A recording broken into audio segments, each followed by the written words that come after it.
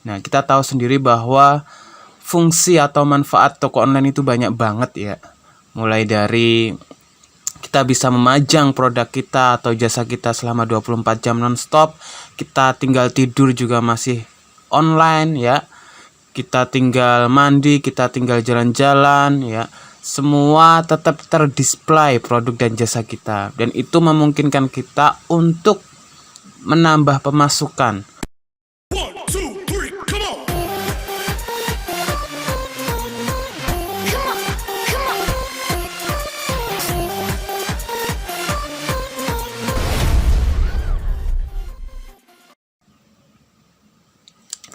Assalamualaikum warahmatullahi wabarakatuh.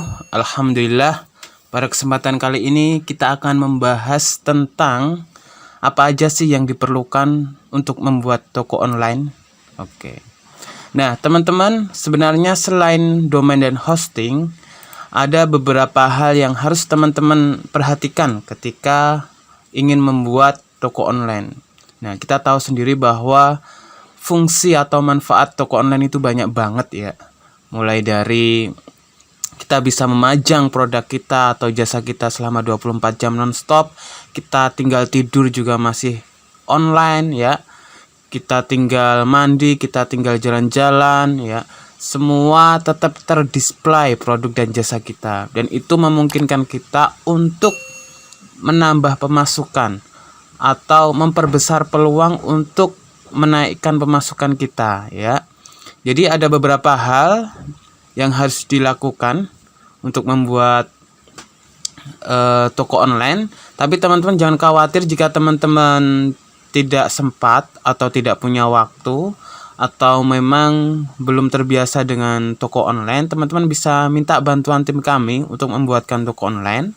Nah, ada beberapa hal yang ingin saya bahas dan ini biasa kami lakukan untuk membuat toko online.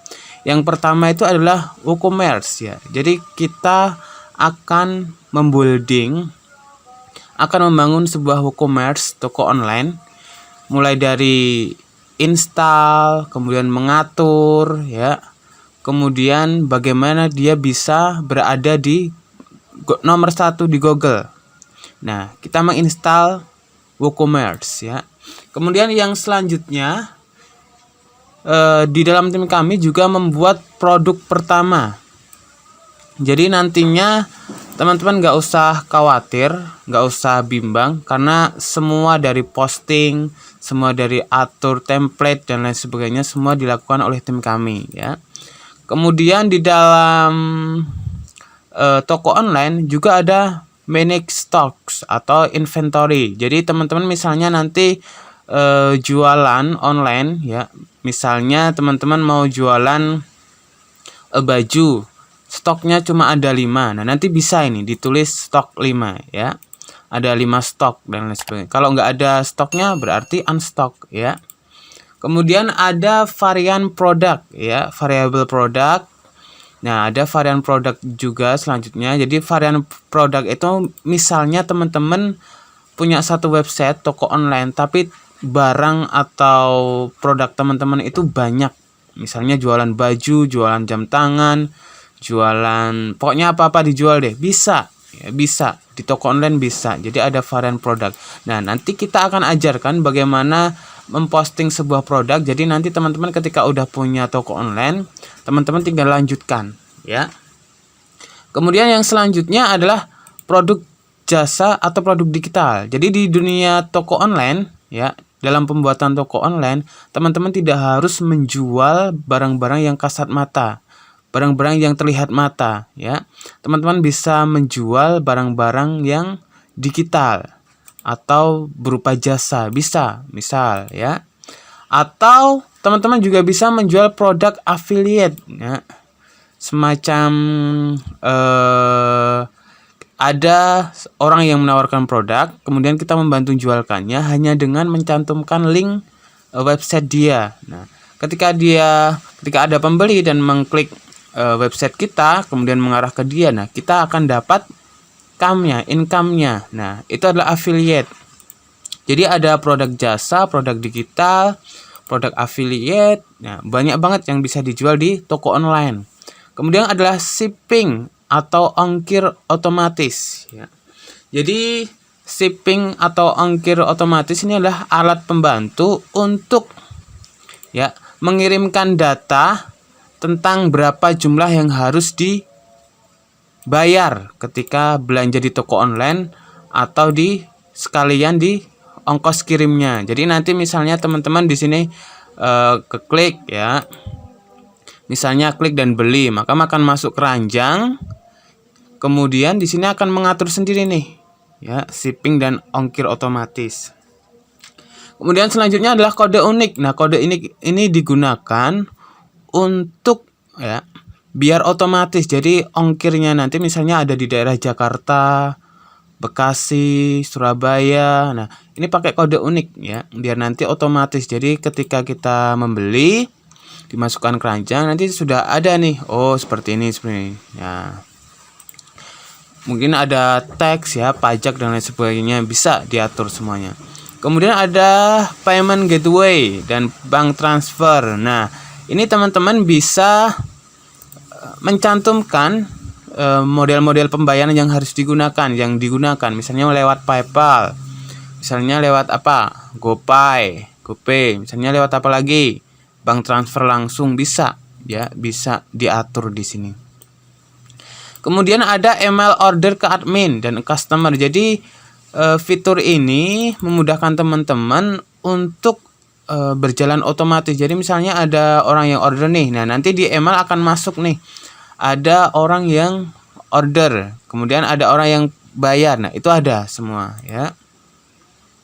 Kemudian sales report dan statistik. Nah, ini jadi nanti kita akan melihat per bulan itu barang kita akan laku berapa produk dan berapa statistiknya.